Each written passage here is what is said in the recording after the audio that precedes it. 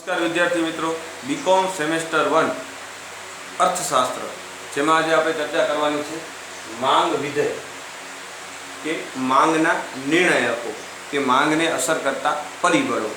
अहीं जे दर्शावेलुं छे आ dx ए दर्शावे छे के एमां जे x छे ए वस्तुनी मांग दर्शावे छे, એટલે કે વસ્તુની માંગ, અને px જે છે એમાં x ની વસ્તુની કિંમત દર્શાવી છે, py છે એ x સાથે સંબંધિત વસ્તુની કિંમત છે, m છે એ ગ્રાહકોની આવક દર્શાવે છે, t છે એ ગ્રાહકોની અભિરુચિ અને e છે એ ગ્રાહકની અપેક્ષા દર્શાવે છે, અને u છે એ અન્ય પરિબળો છે, અને f જે છે આ તે છે વિધાયાત્મક કે કાર્યકારણ સંબંધ, એટલે કે मांग अने मांग ने असर करता जे परिबळो छे जुदा जुदा, अहीं किंमत छे, आवक छे, ए परिबळो छे ए मांग ने असर करे, એટલે કે मांग अने એટલે वस्तुनी मांग अने आ परिबळो वच्चेनो जे छे संबंध छे, विधायात्मक संबंध छे, ए आपणे जोवानो छे के मांग ने असर करता परिबळो, मांग ने कया कया परिबळो, मांग पर कया कया परिबळोनी असर थाय छे, मांग अने मांग ने मांगना जे जुदा जुदा जे जे जे परिबळो छे, मांग ने असर करता परिबळो छे, तेमनी साथे कार्यकारणनो संबंध शुं छे ए तपासवानो छे, એટલે કે जुदा जुदा परिबळोनो मांग સાથેનો કાર્યકારણનો સંબંધ શું છે કે એ પરિબળોમાં જો ફેરફાર થાય છે તો એની અસર માંગ પર કેવી થાય છે, એટલે કે માંગનો આધાર કેના પર છે તો કે માંગને અસર કરતા પરિબળો પર मांग छे ए आधार राखे छे। कोई पण चीज वस्तुनी मांग में केवा फेरफारो थशे तो ए फेरफारो केवा थशे एनो आधार छे आ जे ते परिबळो छे, किंमत छे, आवक छे, ग्राहकनी अभिरुचि के पसंदगी छे, आ तमाम जे परिबळो छे, वस्ती छे, आ बधा परिबळो छे ए मांगने नक्की करे छे। मांगना निर्णायक परिबळो छे, मांग नक्की करनारा छे, मांगने असर करनारा परिबळो छे। ए जुदा जुदा जे परिबळो छे ए मांगने केवी रीते असर करे छे तेनी आपणे चर्चा करवानी छे। मांगने असर करता परिबळो, मांगना नियमोमां आ परिबळोने स्थिर धारे छे। मात्र एक ज परिबळ जे किंमत छे, मांगना नियममां शुं होय छे, किंमत अने मांग वच्चेनो संबंध तपासवामां आवे छे, कार्यकारणनो संबंध, किंमत अने मांग वच्चेनो संबंध। किंमतमां फेरफार थाय छे तो मांग पर केवो फेरफार थाय छे एवुं तपासवुं छे। એટલા માટે કિંમત સિવાયના જે પરિબળો છે એને માંગના નિયમમાં સ્થિર ધારવામાં આવ્યા છે કે અન્ય પરિબળો સ્થિર રહે તો ચોક્કસ સમયગાળા દરમિયાન કિંમત અને માંગ વચ્ચે વ્યસ્ત સંબંધ છે, એટલે આ માંગના નિયમમાં જણાવ્યું છે વ્યસ્ત સંબંધ છે। વ્યસ્ત સંબંધ એ ક્યારે સ્થાપિત કરી શક્યા કે જ્યારે અન્ય પરિબળો જે માંગને અસર કરે છે એ બધા કેવા રહે છે, સ્થિર રહે છે, એમાં કોઈ ફેરફાર થતો નથી। એટલે ચોક્કસ સમયગાળા દરમિયાન, એટલે ચોક્કસ સમયગાળા દરમિયાન કદાચ એ પરિબળો સ્થિર રહે પરંતુ લાંબા ગાળા સુધી એ પરિબળો સ્થિર રહી શકે નહીં। એટલે ચોક્કસ સમયગાળા દરમિયાન વસ્તુ અને કિંમત અને માંગ વચ્ચે કેવો સંબંધ છે, વ્યસ્ત સંબંધ છે એવું સાબિત છે થાય છે તેમાં માંગના નિયમમાં। તેમાં અન્ય પરિબળો યથાવત રહેતા કિંમત અને માંગ વચ્ચે વ્યસ્ત સંબંધ છે। એટલે માંગના નિયમમાં જણાવ્યું છે કે જો અન્ય પરિબળો સ્થિર રહે તો વસ્તુ કે સેવાની કિંમત ઘટતા, એટલે કે કિંમત ઘટતા તેની માંગ છે એ વિસ્તાર પામે છે અને કિંમત વધતા તેની માંગ સંકોચાય છે। તો આ શું છે, માંગનો નિયમ કેવો સંબંધ છે, વ્યસ્ત સંબંધ છે કિંમત અને માંગ વચ્ચે। માંગના નિયમમાં કિંમત અને માંગ વચ્ચે વ્યસ્ત સંબંધ સ્થાપિત કરવા માટે જે ધારણાઓ કરવામાં આવી છે કે અન્ય પરિબળો કેવા રહે, યથાવત રહે તો જ કિંમત અને માંગ વચ્ચે છે એ વ્યસ્ત સંબંધ આપણે સ્થાપિત કરી શકીએ છીએ। એની પછી આપણે ચર્ચા કરીશું, પણ અત્યારે આપણે એ જોઈએ કે આ જે માંગના પરિબળો છે વિવિધ, તો એ માંગમાં કેવા ફેરફારો લાવે છે, માંગમાં કેવા એ માંગને કેવી રીતે અસર કરે છે તે આપણે તપાસીએ। માંગને અસર કરતું મહત્વનું પરિબળ છે કિંમત। કિંમતમાં જો ફેરફાર થાય તો માંગમાં ફેરફાર થાય છે। માંગના નિયમમાં આ જ દર્શાવ્યું છે, કિંમત અને માંગ વચ્ચેનો સંબંધ માંગના નિયમમાં જણાવવામાં આવ્યો છે। એટલે કિંમત અને માંગ વચ્ચેનો સંબંધ જાણવા માટે આપણે અન્ય પરિબળને યથાવત કે સ્થિર ધારી લઈએ છીએ.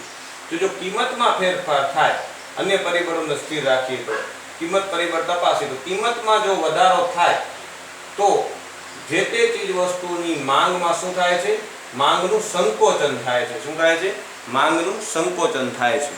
એમાં આપણે કહી શકીએ, સામાન્ય અર્થમાં આપણે કહીએ કે માંગમાં ઘટાડો થાય છે. ઘટાડો, વધારો અને વિસ્તરણ સંકોચનમાં તફાવત છે, પછી આપણે સમજશું. તો અહીં આપણે ધારી લઈએ, એટલે કે કિંમતમાં વધારો થાય તો માંગનું શું થાય છે? સંકોચન થાય છે. અને જો ચીજ વસ્તુની કિંમતમાં ઘટાડો થાય તો માંગ છે એ કેવી પામે છે? વિસ્તાર પામે છે. એટલે કે અહીં કિંમત અને માંગ વચ્ચે કેવો સંબંધ છે? તો કે વ્યસ્ત સંબંધ છે તેવું સાબિત થાય છે. એટલે કે આ રીતે વસ્તુની જે કિંમત છે એ ચીજ વસ્તુની માંગને શું કરે છે? નક્કી કરે છે. માંગમાં વિસ્તરણ અને સંકોચન આવે છે. કિંમત ઘટે તો માંગ એની વધે છે, એટલે કે વિસ્તાર પામે છે, તેમ આપણે કહીએ છીએ. વિસ્તાર પામે છે. અને કિંમતમાં વધારો થાય તો માંગ સંકોચન પામે છે, એટલે આપણે સામાન્ય રીતે એવું કહીએ કે માંગ ઘટી છે એમ કહીએ છીએ. તો આ વિસ્તરણ અને સંકોચન થાય છે કિંમતમાં વધારો ઘટાડો થવાથી. તો આ વસ્તુની કિંમત એ કેને અસર કરે છે? વસ્તુની માંગને અસર કરનારું એક પરિબળ છે, જે માંગના નિયમમાં આના દ્વારા સમજાયું છે કે કિંમત સિવાયના અન્ય પરિબળોને સ્થિર રાખ્યા છે. તો આપણે કહી શકીએ કે માંગનો એક નિર્ણાયક, માંગને નક્કી કરતું, માંગને અસર કરતું એક પરિબળ શું છે?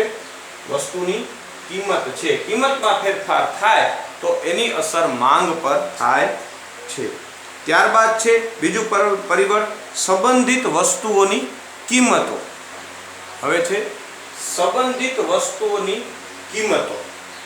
માની લો કે આ x વસ્તુ છે, તો આ x વસ્તુ સાથે સંબંધિત વસ્તુ છે, એની કિંમતો છે એ કેવી, એની અસર છે એ x ની માંગ પર થાય છે. માની લો કે સંબંધિત વસ્તુ બીજી y છે. આપણે એવું માની લઈએ કે x વસ્તુ છે એની સંબંધિત વસ્તુ, એટલે કે y વસ્તુ છે એની અવેજી વસ્તુ છે. સંબંધિત વસ્તુ એટલે કે એની અવેજી વસ્તુઓ કે પૂરક વસ્તુઓ જે હોય એની અસર જે તે વસ્તુની માંગ પર થાય છે. હવે x છે તો x વસ્તુની અવેજી વસ્તુ કઈ છે? y છે, z છે, અન્ય અવેજી વસ્તુઓ છે. તો આ અવેજી વસ્તુઓની કિંમતોમાં જો ફેરફાર થાય, આ x ની કિંમતમાં કોઈ નહીં ફેરફાર થાય, એમ જ છે માની લઈએ આપણે, પણ એની સંબંધિત એના સાથે, એટલે કે x ની અવેજી વસ્તુ કે x ની પૂરક વસ્તુની કિંમતોમાં જો ફેરફાર. સૌપ્રથમ આપણે જોઈએ અવેજી વસ્તુ. અવેજી વસ્તુ એટલે શું? કે x ના બદલામાં બીજી વસ્તુનો જો ઉપયોગ થઈ શકતો હોય તો એને અવેજી વસ્તુ. દાખલા તરીકે આપણે ચા અને કોફી, તો ચા અને કોફી એકબીજાને કેવી છે? અવેજી વસ્તુ છે. કારણ કે ચા જો કોઈ ન પીવે કે ચા નથી પીવી તો એની બદલીમાં કોફી ચાલે. તો એના સિવાય એની બદલીમાં કે એના બદલામાં બીજી કોઈ વસ્તુ આપણે એમ કહીએ કે ચાલે, તો એનો અર્થ એ થયો કે એ વસ્તુ કેવી છે? અવેજી વસ્તુ છે. એકના બદલામાં બીજી વસ્તુ નો ઉપયોગ આપણે કરી શકીએ છીએ. તો આ x ની વસ્તુ અવેજી વસ્તુ છે y, z.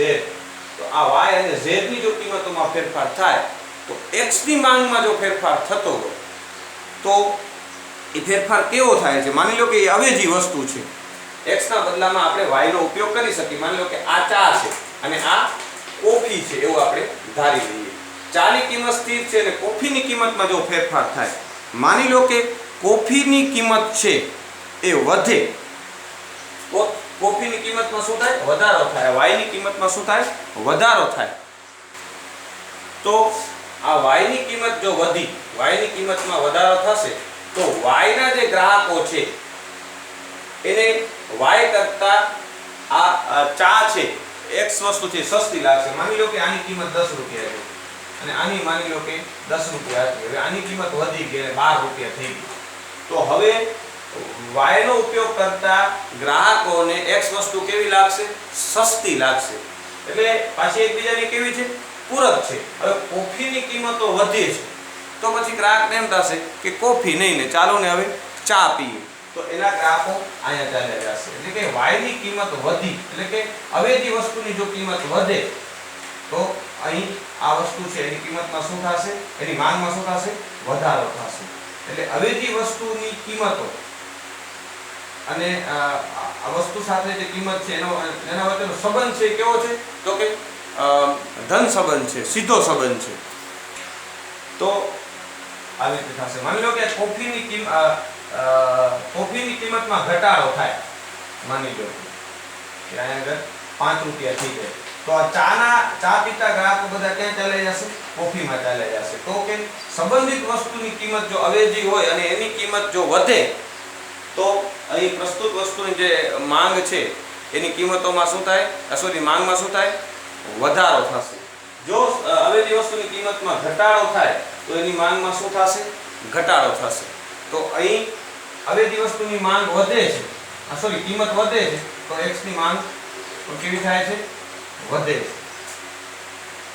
એટલે કે અવેજી વસ્તુની કિંમતમાં જો ઘટાડો થાય તો x વસ્તુની માંગમાં પણ શું થાય છે? ઘટાડો થાય છે. એટલે અહીં કેવો સંબંધ છે? બંને વચ્ચે સીધો સંબંધ છે. તો આવી રીતે સંબંધિત વસ્તુ જો અવેજી વસ્તુ હોય તો આવી રીતે શું થાય છે? એની અસર જે તે વસ્તુ છે, અહીં આપણી x વસ્તુ છે, તો એની અસર એની માંગ પર એની અસર થાય છે. આમ સંબંધિત વસ્તુની કિંમતોમાં જો ફેરફાર થાય અને સંબંધિત વસ્તુ જો અવેજી હોય તો અહીં પ્રસ્તુત વસ્તુ જે આપણી છે તે અને એની અવેજી વસ્તુ છે એના વચ્ચેનો જે સંબંધ હશે એ કેવો હશે? ધન સંબંધ હશે. જો અવેજી વસ્તુની કિંમતમાં વધારો થાય તો બીજી અવેજી વસ્તુની માંગમાં શું થશે? વધારો થશે. અને જો અવેજી વસ્તુની કિંમતમાં ઘટાડો થાય તો એને સંબંધિત જે અવેજી વસ્તુ છે એની કિંમત કેવી થશે? એની માંગ કેવી થશે? ઘટશે. તો અહીં બંને વચ્ચે ધન સંબંધ છે. તો હવે માની લો કે પૂરક વસ્તુ હોય. પૂરક વસ્તુ એ કે એક વસ્તુના ઉપયોગ સાથે બીજી વસ્તુનો ઉપયોગ સંકળાયેલો હોય, એના વગર તમે ઉપયોગ કરી શકો નહીં. તો એવી વસ્તુ હોય તો એને આપણે પૂરક વસ્તુ કહીએ છીએ. દાખલા તરીકે કાર અને પેટ્રોલ, તો એ કેવી વસ્તુ છે? પૂરક વસ્તુ છે. હવે કાર કે બાઇકને ચલાવવા માટે પેટ્રોલ જોશે, જો એ નહીં હોય તો એ નહીં ચાલે. એટલે એકનો કાર કે બાઇકનો ઉપયોગ કરવા માટે પેટ્રોલનો ઉપયોગ પણ જરૂરી છે. તો એ વસ્તુ કેવી છે? પૂરક વસ્તુ છે. તો હવે પેટ્રોલની કિંમતમાં ફેરફાર થાય તો કારની માંગને કેવી અસર થશે? કે કારની કિંમતોમાં ફેરફાર થાય તો એની અસર પેટ્રોલની ડિમાન્ડ પર કેવી થશે તે ચકાસવાનો આપણે હવે પ્રયત્ન કરીએ. આપણે અહીં જોઈ લઈએ કે આ કાર છે, એની પૂરક વસ્તુ y, x ની પૂરક વસ્તુ કઈ છે? y છે. માની લો કે પેટ્રોલ છે. હવે આની કિંમત અહીંયા આગળ સ્થિર છે અને માની લો કે પેટ્રોલની કિંમત છે એ વધે. આની કિંમત તો સ્થિર જ રહેશે કારની, x વસ્તુની. હવે એની જે પૂરક વસ્તુ છે એની કિંમતમાં જો વધારો થાય તો એની અસર આ x પર કેવી થાય છે? કાર પર કેવી થાય છે? પેટ્રોલની કિંમત વધે તો કારની માંગ પર કેવી અસર થાય છે? તો આપણે જોઈ શકીએ આની કિંમત વધશે એટલે પેટ્રોલ મોંઘું થયું. તો હવે કાર ચલાવવી કે બાઇક ચલાવવી પણ કેવી બનશે? મોંઘી બનશે, કેમ કે એના સાથે ઉપયોગ થાય છે. તો પેટ્રોલની કિંમત વધતા કારની માંગમાં શું થાય છે? માની લો કે ઘટાડો થાય છે. ઘટાડો થશે કારણ કે એની સાથે જોડાયેલી વસ્તુ છે એટલે ઘટાડો થાય.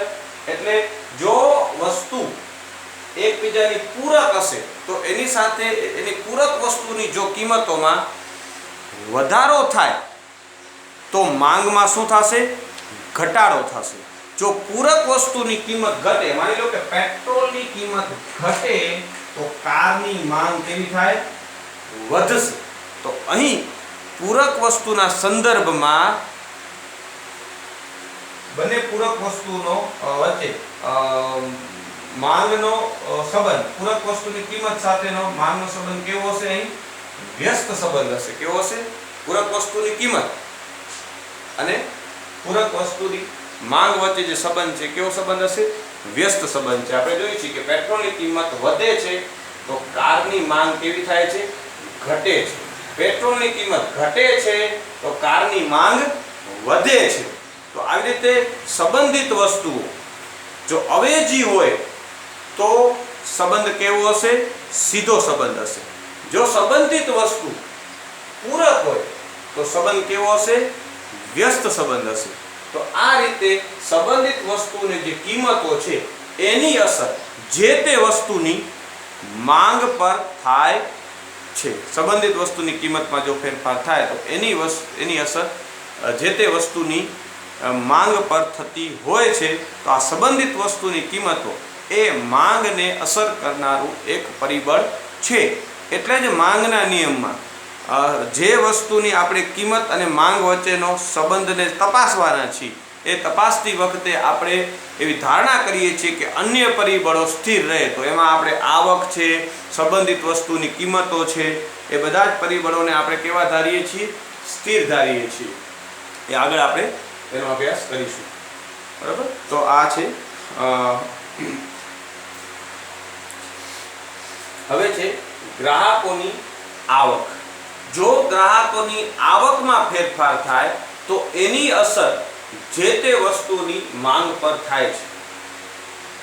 માની લો કે ગ્રાહકોની જો આવક વધે પહેલા કરતા તો એની ચીજ વસ્તુઓ માટેની માંગ છે એ કેવી થશે?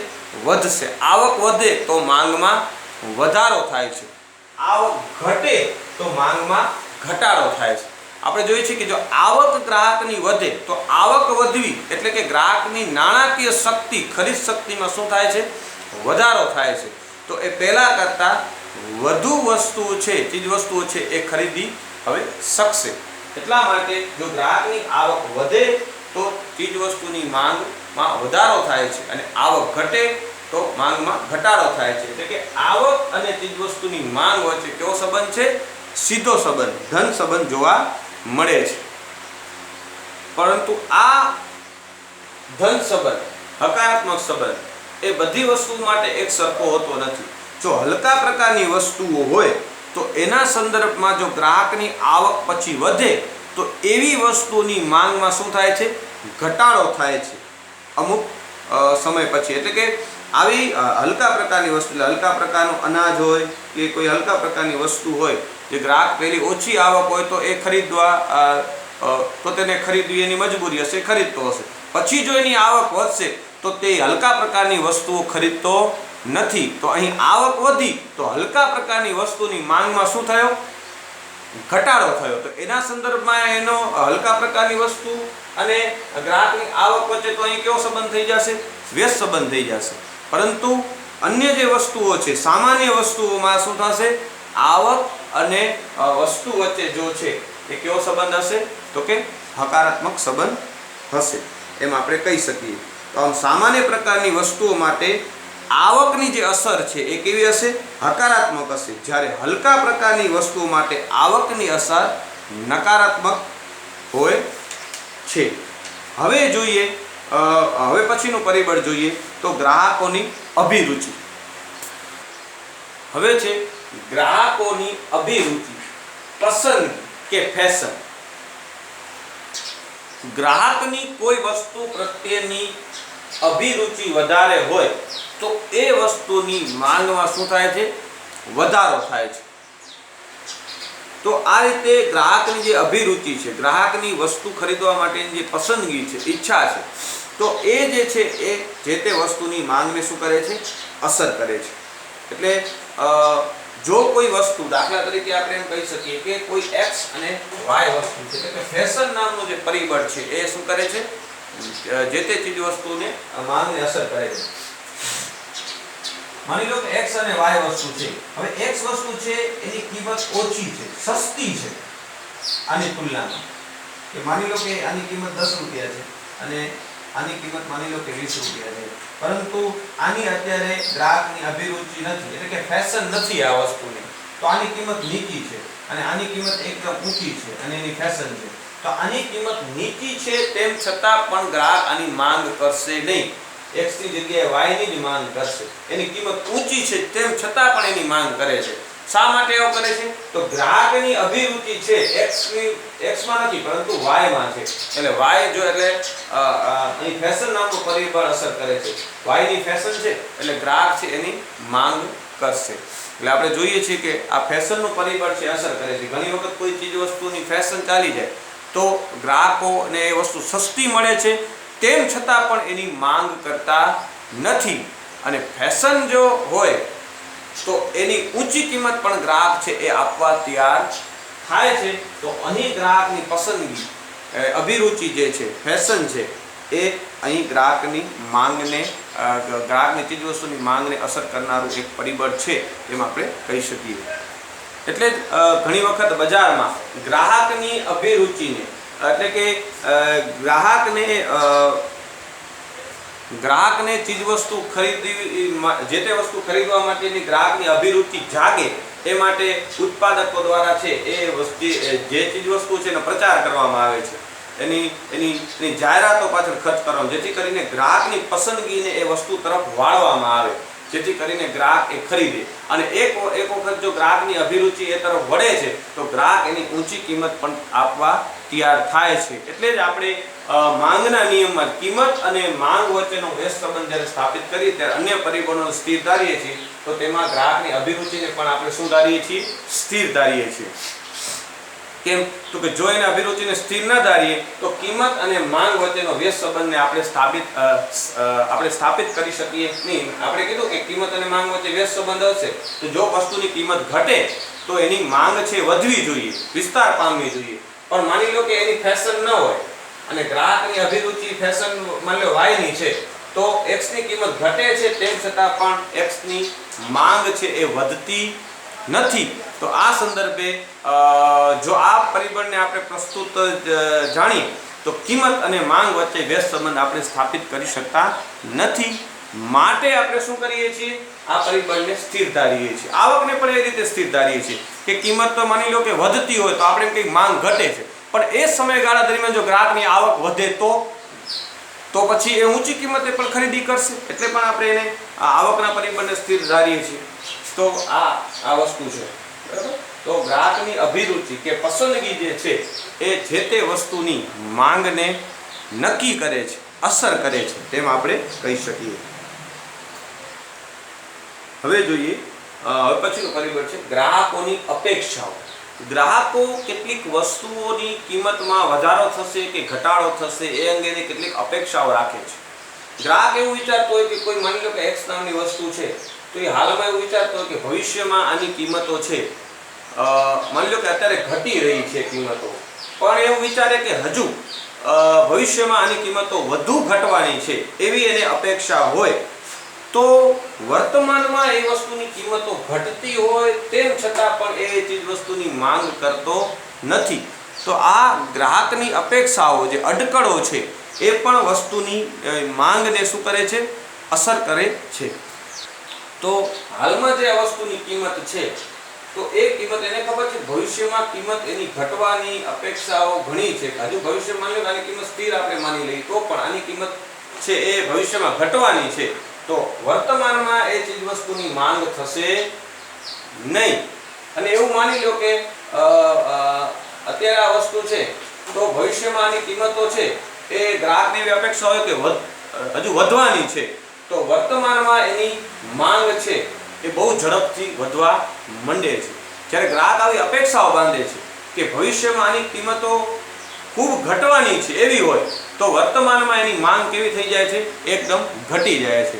અને એને એમ હોય કે ભવિષ્યમાં એની કિંમતો ખૂબ વધવાની છે, તો વર્તમાનમાં પ્રસ્તુત વસ્તુની માંગ છે એકદમ કેવી થઈ જાય છે? વધી જાય છે કે ભવિષ્યમાં બહુ વધશે ભાવ, હાલો અત્યારે ખરીદી લઈએ, તો એકદમથી આની માંગ છે વર્તમાનમાં છે એ વધવા મળશે. એટલે ગ્રાહક જ્યારે આવી અટકળો બાંધે છે કે ભવિષ્યમાં કોઈ વસ્તુની કિંમત ઘટશે કે વધશે, તો વર્તમાનમાં જે તે વસ્તુની માંગને એની અસર થાય છે. એટલે માંગના નિયમમાં પણ આપણે શું કરીએ છીએ? ગ્રાહકની જે અપેક્ષાઓ છે, અટકળો છે, એને આપણે સ્થિર ધારીએ છીએ કિંમત અને માંગ વચ્ચેનો વ્યસ્ત સંબંધ સ્થાપિત કરવા માટે. એટલે આપણે એમ કહીએ છીએ કે ભવિષ્યની અટકળો છે ગ્રાહકની એ સ્થિર રહે છે.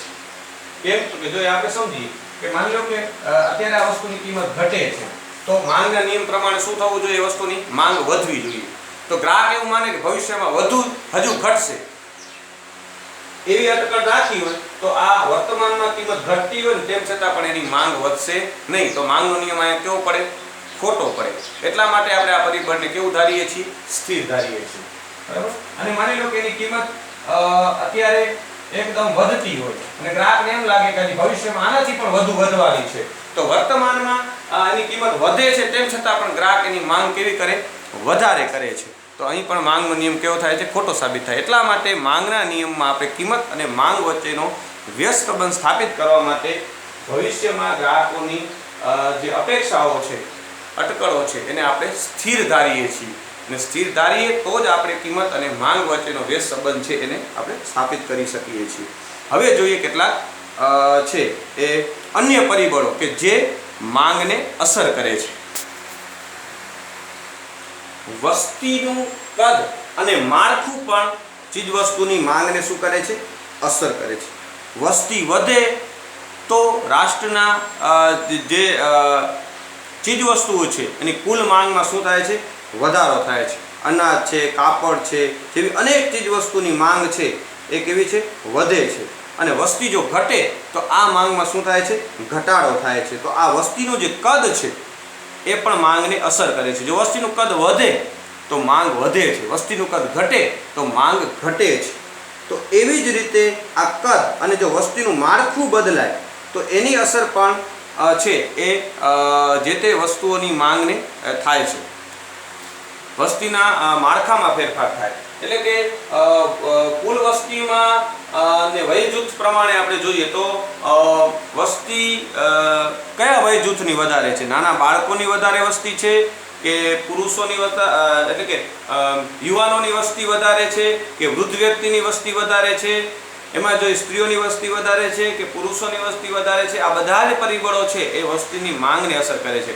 માની લો કે રાષ્ટ્રમાં એવું બને કે પહેલા જે વસ્તીનું માળખું હોય, માની લો કે બાળકોની વસ્તી વધારે હોય, બરાબર, યુવાનોની વસ્તીની તુલનામાં, તો બાળકોની જે ચીજ વસ્તુઓ છે એ માટેની માંગ છે એ કેવી હશે? વધુ હશે. હવે આ માળખું બદલાય અને એવું બને કે યુવાનોની વસ્તી વધી જાય અને બાળકોની વસ્તી ઓછી થઈ જાય, તો શું થશે? યુવાનોની જે ચીજ વસ્તુઓ છે એની એ માટેની માંગ છે એ વધી જશે. એટલે આમાં ફેરફાર થશે. બાળકોની ચીજ વસ્તુની માંગમાં શું થઈ જશે? ઘટાડો થઈ જશે. એ ઘટાડો શા માટે થયો?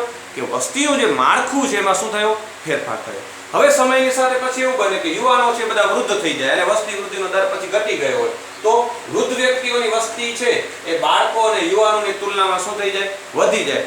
તો વૃદ્ધ વ્યક્તિઓ માટેની જે ચીજ વસ્તુની માંગ છે, તો એવી જે ચીજ વસ્તુ છે એની માંગ વધે. દાખલા તરીકે દવાઓ છે, મેડિકલ ખર્ચ કે આ બધી જે વસ્તુઓ છે એની ડિમાન્ડ છે એ પછી શું થશે? વધવા માંડશે આ બધાની તુલનામાં. તો આવી રીતે વસ્તીનું કદ અને વસ્તીના માળખામાં જો ફેરફાર થાય તો એની માંગ પર અસર થાય છે.